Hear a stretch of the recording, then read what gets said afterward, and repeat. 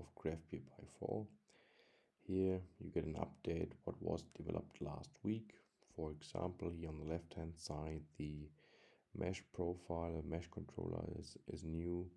You can start the mesh process. At the moment it's working here with dummy data. You can stop it, you can start it again. It's automatically switching to the next step, and you can reset it. Here, for example, water in, you can stop it.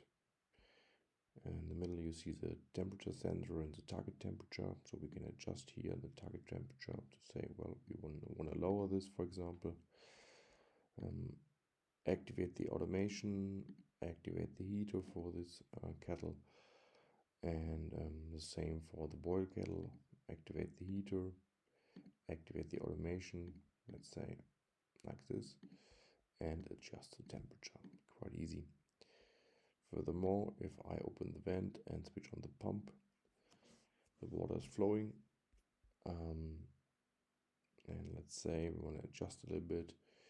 You can say this kettle control. We want to place it here.